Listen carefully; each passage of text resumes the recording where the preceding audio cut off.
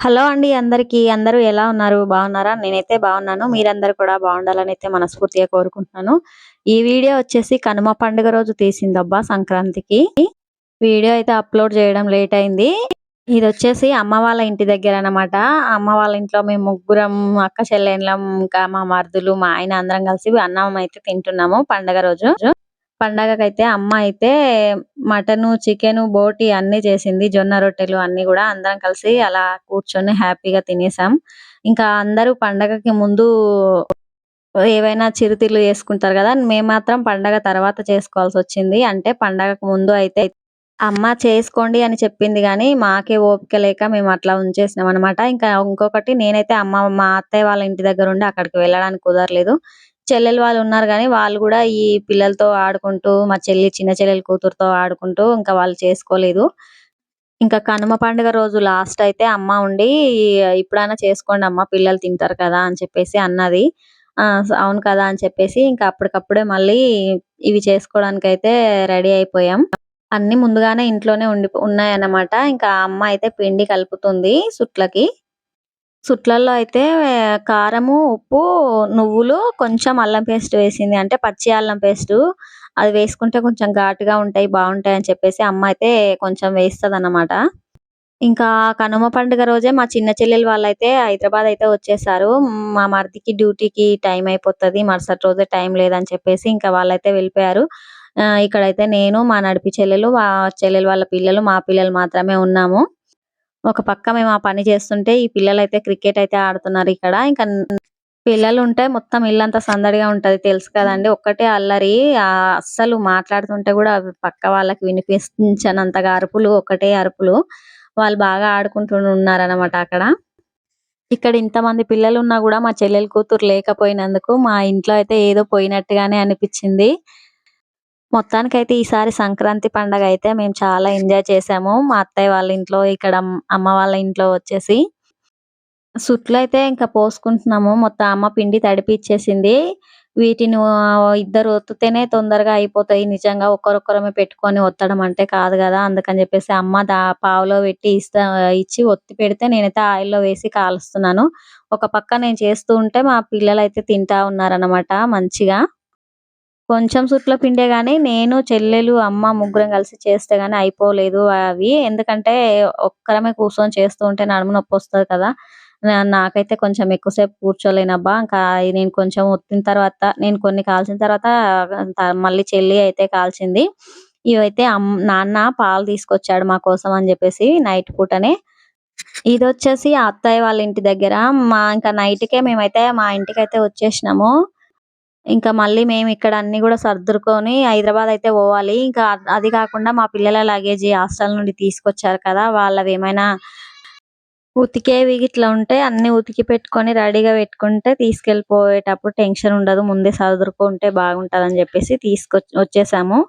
నేనైతే కొన్ని బట్టలైతే ఉంటే మా పిల్లలవి, నావి అన్నీ కూడా నా ఇంట్లో వాళ్ళవి అందరివి ఉతికేసాను. ఇక్కడైతే ఉతికినవి మడత పెట్టుకోవడానికి మా పిల్లలిద్దరూ పెద్ద యుద్ధం చేస్తున్నారనమాట. ఇంటి నిండా పుస్తకాలు, మొత్తం అన్ని బట్టలు ఎట్లా పరుచుకొనుంది చూడండి.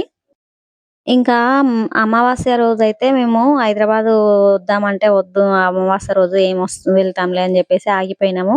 ఇంకా ఎట్లాగో ఊర్లోనే ఉన్నాం కదా! అని చెప్పేసి వనపర్తికెళ్ళి ఆంజనేయ స్వామి జెండానైతే తీసుకొచ్చి మా ఇంటి మేడ పైనైతే కడుతున్నాము. కట్టేసిన తర్వాత ఇంకా దిష్టి బొమ్మను గూడా తీసుకొచ్చామనమాట దాంతో పాటుగా. ఇంతకుముందు తెచ్చి కడితే అది మొత్తం అంతా గూడా పోయింది. జెండా గూడా కట్టి ఉంటిమి. 2 పాతగయిపోయినాయి. అవి 2 తీసేసి దిష్టి బొమ్మను, జెండానైతే మళ్ళీ కొత్తది కట్టేసాం. ఇంగ వస్తూ వస్తూ మా పిల్లలకి తినడానికైతే ఎగ్ నూడిల్స్ ఉంటాయి కదా! అవి తీసుకొస్తే అందరం అయితే ఇంకా ఎగ్ నూడిల్స్ అయితే తినేసాము. తిన్న తర్వాతయితే ఇంకా మరుసటి రోజు లగేజ్‌లన్నీ పట్టుకొని మా ఆటోలో అయితే ఇంకా హైదరాబాద్ అయితే బయలుదేరిపోయాం. ఇంకా దారిలో తినడానికి జామ పళ్ళు, అమ్మ చేసిన సుట్లు కొన్ని తీసుకొనైతే వచ్చామన్నమాట. మధ్య మధ్యలో జాంకు తినాలనిపించినప్పుడు తినొచ్చని చెప్పేసి తీసుకొచ్చుకున్నాము. అట్లా తింటూ జర్నీ చేస్తే బావుంటది కదా! మేము బయలుదేరే టైమొచ్చేసి 10 అట్లా అయిందబ్బా! ఆ టైంకి బయలుదేరిపోయినాం. మా పిల్లల లగేజ్ అన్నీ ఉన్నాయా లేవా అని పెట్టుకొని, అన్నీ తీసుకొని బయలుదేరే టైంకి అంత లేట్ అయిపోయింది.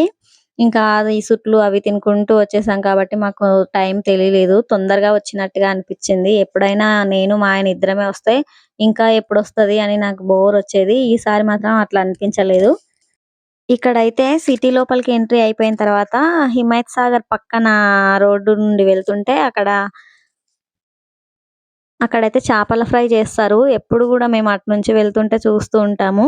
అయితే మా పిల్లలకి తినిపిద్దామని చెప్పేసి మా ఆయనైతే ఇంకా ఆపేసి బండిని తీసుకురావడానికైతే వెళ్తున్నారు.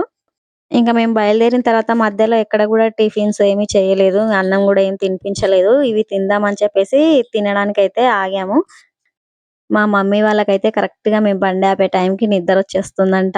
ఇంకా ఆహ్, మేమెప్పుడు ఊరు నుండొచ్చినా గూడా ఇటు నుండే వస్తామనమాట. కాకపోతే ఈ చేపల ఫ్రై అయితే పొద్దున్నే చెయ్యరు. ఓపెన్ జేయరు షాపులు. మధ్యాహ్నం టైం నుండి సాయంకాలం వరకు చేస్తారు. ఫుల్లు రష్ ఉంటది. సాయంకాలం అయ్యే కొద్దీ ఎక్కువగా వస్తుంటారు. తినడానికైతే ఇంకా మేము వచ్చే టైంకి ఇక్కడ 2 ఆ టైం అయింది. వేడి వేడి చేప నిమ్మకాయ పిండుకొని ఉల్లిపాయతో తింటే నిజంగా భలే టేస్ట్ ఉంటది. మా చిన్న పిల్ల అయితే ఎట్లా ఎంజాయ్ చేస్తూ తింటుందో ఒకసారి చూడండి మీరు. ఏ పని చేసినా గూడా మా మమ్మీ కొంచెం డాన్స్ చేస్తూ పని చేస్తదన్నమాట. తనని సరిగ్గా గమనించాలి గానీ నిజంగా ఫుల్లు నవ్వొస్తది. ఒక్కొక్కసారి మేమైతే తనకు తెలియకుండా గమనిస్తూ నవ్వుకుంటూ ఉంటాము. మా ఆటో అయితే నిజానికి చిన్నదే అయినా గూడా మా పిల్లలైతే చిన్నప్పటి నుండి ఈ ఆటోలోనే జర్నీ చేసిత్తూ పెద్దగయిపోతున్నారు. ఇంకా మాకు ఈ ఆటో ఉండడం నిజంగా మాకు చాలా హ్యాపీగా అనిపిస్తది. ఎందుకంటే అప్పుడప్పుడు ఇలాంటివన్నీ గూడా తింటూ ఎంజాయ్ చేస్తాం గదా! బాగా అనిపిస్తదనమాట. ఇంకా తిన్న తర్వాతయితే మళ్ళీ అయితే ఇంకా ఇంటికైతే బయలుదేరిపోయాం. పిల్లలైతే బాగా 2 సంవత్సరాల గ్యాప్, 3 సంవత్సరాల గ్యాప్ తర్వాత హైదరాబాద్ అయితే వచ్చారు. అయితే ఇంకా చాలా రోజుల తర్వాత వచ్చారు కదా! అప్పటికి ఇప్పటికి బాగా చేంజ్ అయిపోయిందని జెప్పేసి అంటున్నారనమాట. మమ్మీ ఏంటి అవన్నీ ఇన్ని బిల్డింగ్స్ కదా! అని జెప్పేసి అంటున్నారు. నిజంగానే మన హైదరాబాద్ అయితే చాలా డెవలప్ అయిపోయింది. చూస్తూ ఉండగానే మొత్తం అన్నీ పెద్ద పెద్ద బిల్డింగ్‌లన్నీ తయారైపోయినాయి. ఇట్లా ఆటోలో చూస్తూ వెళ్తే మస్తనిపిస్తది హైదరాబాద్‌నైతే. చాలా హైవేలు, చాలా బ్రిడ్జిలు తయారైపోయినా గూడా ఇంకా ట్రాఫిక్ మాత్రం తగ్గట్లేదు. మొత్తం హైదరాబాద్ అయితే ఎట్లా డెవలప్ అయిపోయిందో ఆటోలు, బండ్లు గూడా ట్రాఫిక్ జామ్ కూడా అట్లనే ఎక్కువైపోతుంది హైదరాబాద్‌లో. ఈరోజు మాత్రం సంక్రాంతి పండగ తర్వాత కాబట్టి కొంచెం ఖాళీగా ఉన్నట్టు అనిపిచ్చింది. అంటే మేము మధ్యాహ్నం టైంలో కాబట్టి అట్లా అనిపిచ్చిందనుకుంటా. ఎందుకంటే ఖచ్చితంగా ట్రాఫిక్ జామ్ ఉండకుండా అయితే ఎప్పుడు ఉండదు. ఇంకా ఆ వీడియో అయితే ఇంతే అబ్బా! మేమైతే రూమ్‌కొచ్చేసినాము. వీడియో ఎట్లా అనిపిచ్చిందో కామెంట్ చేయడం మర్చిపోవద్దండి. వీడియో నచ్చితే లైక్ చేసి సబ్స్క్రైబ్ చేయండి.